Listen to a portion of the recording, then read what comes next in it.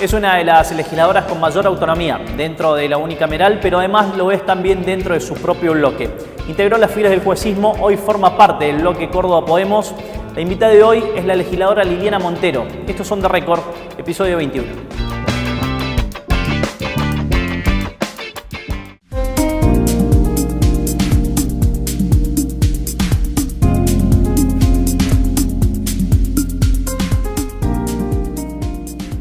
Legisladora Liliana Montero, gracias por venir. No, gracias a vos. Semana intensa en la legislatura, se vieron un montón de cosas. Entre ellas se aprobó una muy buena ley con violencia de género como eje principal, un paquete de leyes en realidad. Bueno, ¿qué nos podés contar al respecto? Te tuteo como luego fuera de cámara. Sí, está muy bien, por supuesto. Me parece que este paquete de leyes tiene como eje central haber puesto la mirada en las víctimas, intentando que la justicia dé respuestas reales y en el menor tiempo posible. Es decir, el patrocinio gratuito, garantizando que el Poder Judicial es el que lo tiene que poner al servicio de las víctimas. En este sentido, el asesoramiento legal va a ser gratuito para las víctimas. Para todas las víctimas en todo el territorio de la provincia de Córdoba.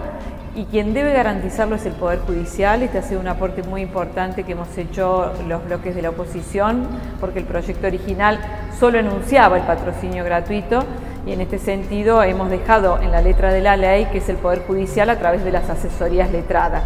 Como consecuencia de esto, en otra de las leyes se han sumado dos asesorías en la ciudad capital, una asesoría en la ciudad de Río Cuarto y 5 asesorías móviles en el resto de la provincia de Córdoba.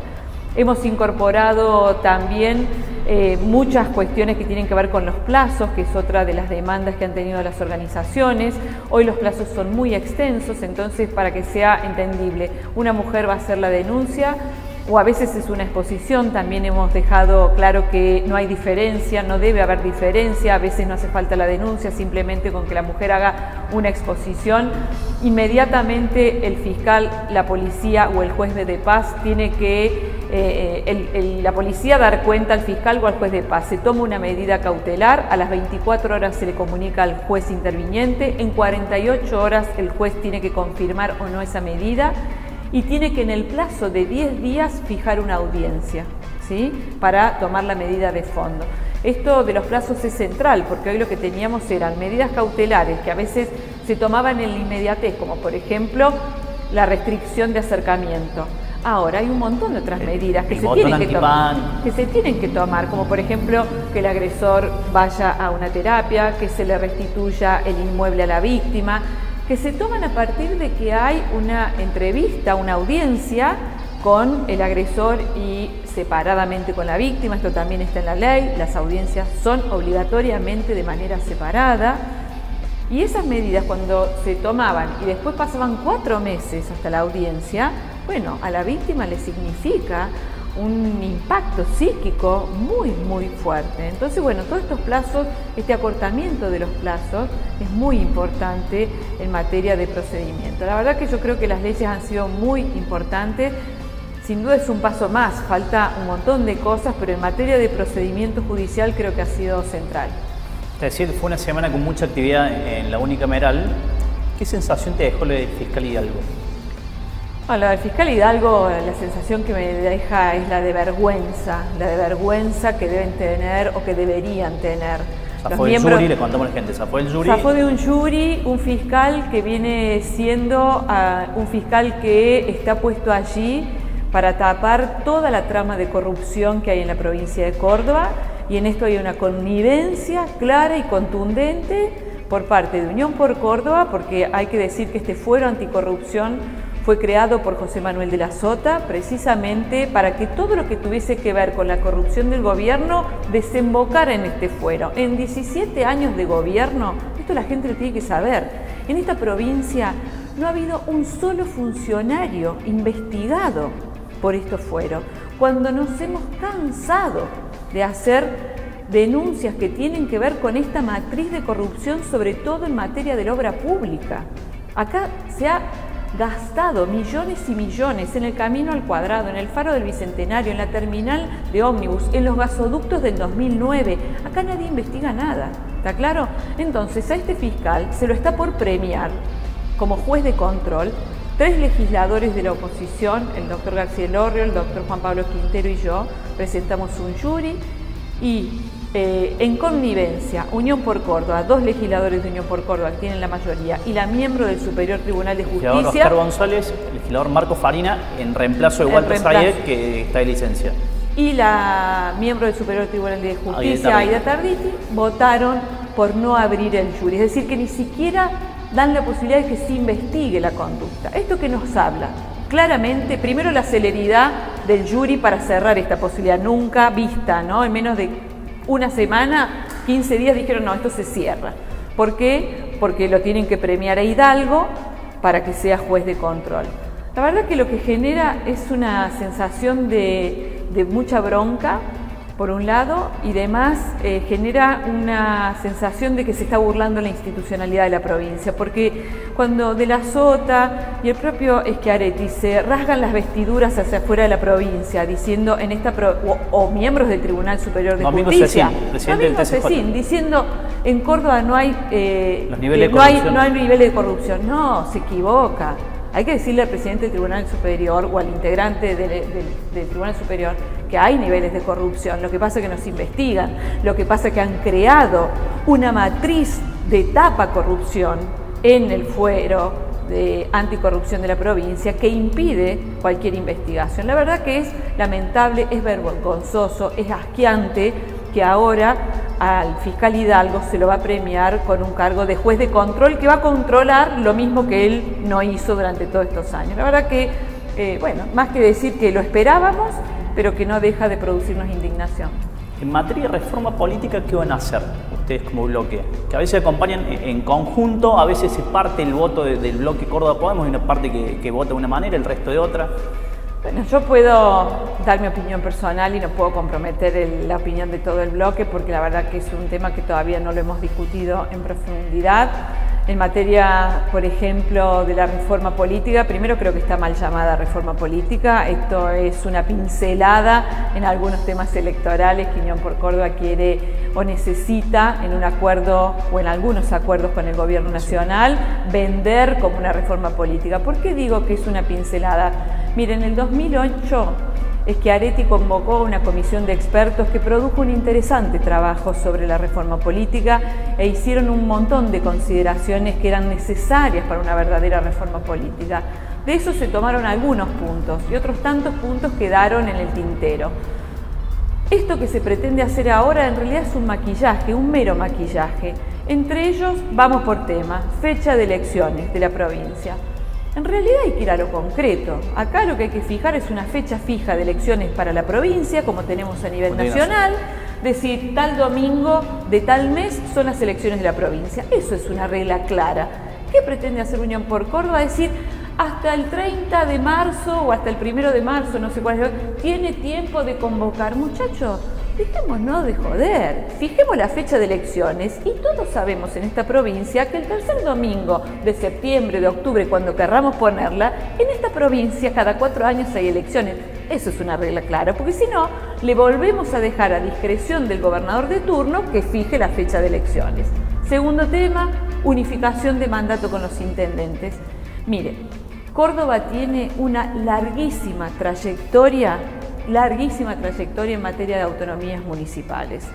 Personalmente soy una defensora de esas autonomías. Cuando nos dicen, esta provincia no puede vivir todo el año en elecciones, 2 cuestiones voy a decir. Primero, la ley actual dice que aquellos municipios que van en elecciones separadas de la fecha de la provincia se tienen que hacer cargo de su propia elección. Por lo tanto, solventan con sus propios recursos esa elección.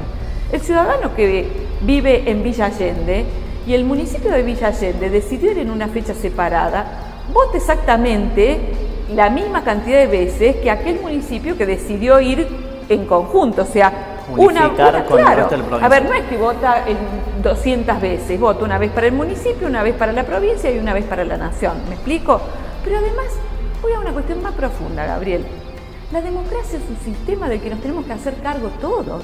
No podemos poner como excusa, la gente está cansada de ir a votar. ¿Cómo es esto que la gente está cansada de ir a votar? Votar es una responsabilidad ciudadana, es parte de lo que nos tenemos que hacer cargo como ciudadanos, ¿no?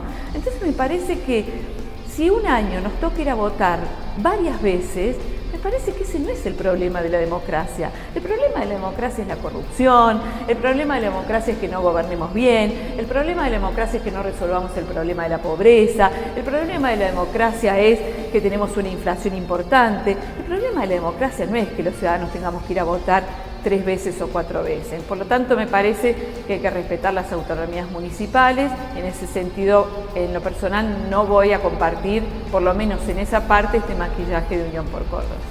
Hablas de autonomías y cuando venía para acá y preparaba la nota con vos, pensaba que sos de las legisladoras con más autonomía, justamente, o juego propio, no solo en todo el recinto, sino también dentro de tu bloque.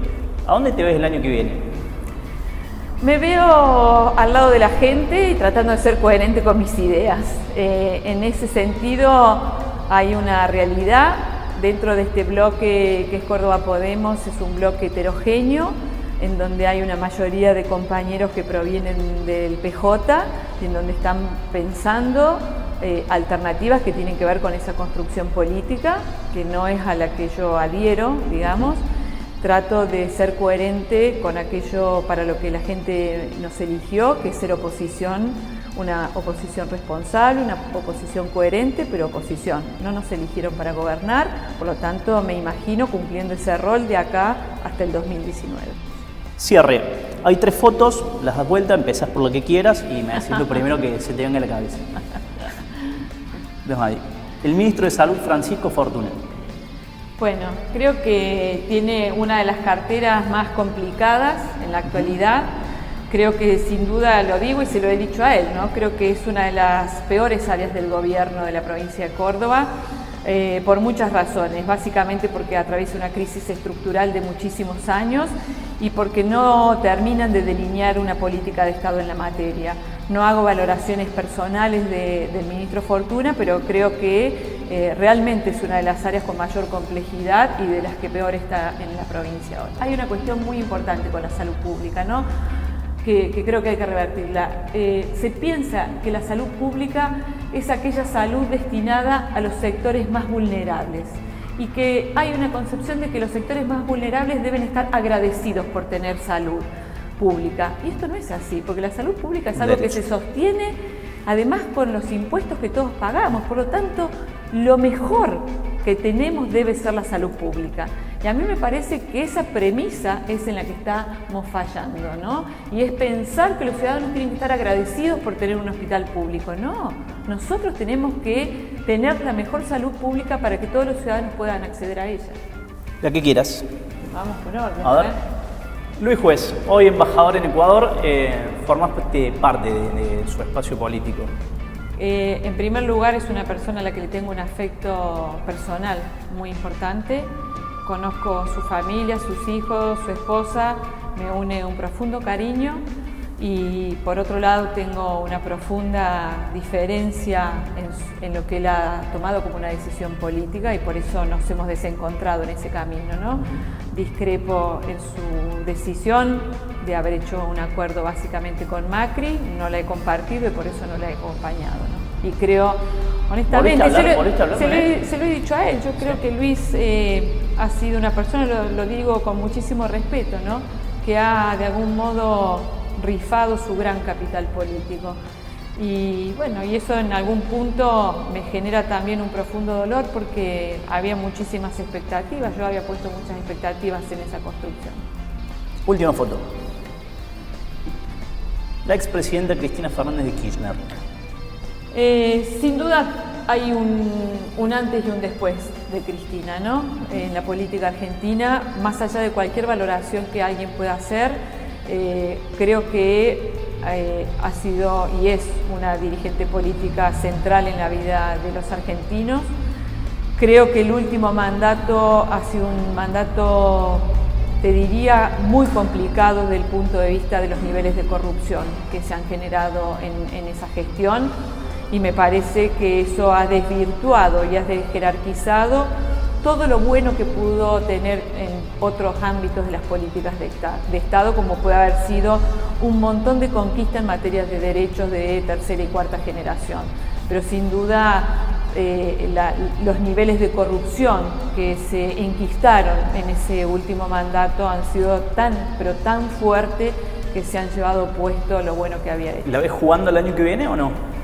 No sé, la verdad, no sé. Ella, como buena militante, lleva la política en la sangre, por lo tanto es posible que juegue, ¿no? ¿Y Macri qué te deja en este casi año de gestión? Te escuché crítica, pero no desde la crítica de que se vayan y la revolución o el resistiendo con aguante que plantean algunos. No. Yo soy una crítica porque no coincido en nada con el modelo neoliberal que tiene Mauricio Macri, ¿no? O sea, de hecho no comparto su modelo de país, creo que es un modelo de país que deja muchísimos excluidos, aunque se hagan planes sociales para contener, pero yo entiendo que es para contener que no nos molesten, ¿no? No creo que se hable de una movilidad social, de una movilidad de ascendencia social para que estemos mejor, para que haya menos pobres, sino que creo, bueno, tranquilicemos a los pobres para que no nos generen problemas, pero que sin duda lo que se está trabajando tiene que ver con el desarrollo del capital, básicamente, y en este modelo yo no coincido. De hecho, se están abriendo las importaciones y eso genera una fuerte destrucción de la industria nacional. Cuando el Fondo Monetario Internacional dice que estamos haciendo bien los deberes, yo desconfío. Cuando desde los sectores más fuertes del capital están diciendo que estamos bien, yo creo que entonces estamos mal. El 33% del nivel de pobres me preocupa. Bueno, yo creo que probablemente la recuperación de los niveles de diálogo sea importante, pero lo cierto es que estamos a un año de gobierno de Mauricio Macri y las cosas no han mejorado en la Argentina. Tenemos un índice inflacionario muy alto, tenemos los niveles de pobreza muy altos y no veo que el rumbo vaya a modificarse. Se planteó un blanqueo de capitales que hasta ahora llevamos 4.000 millones de dólares cuando se pensaba este gobierno que iban a ingresar 40.000 millones de dólares. No veo que las inversiones vengan y veo que lo que se profundiza es la brecha entre los más ricos y los más pobres. Legisladora Montero, gracias por venir. No, muchas gracias a vos.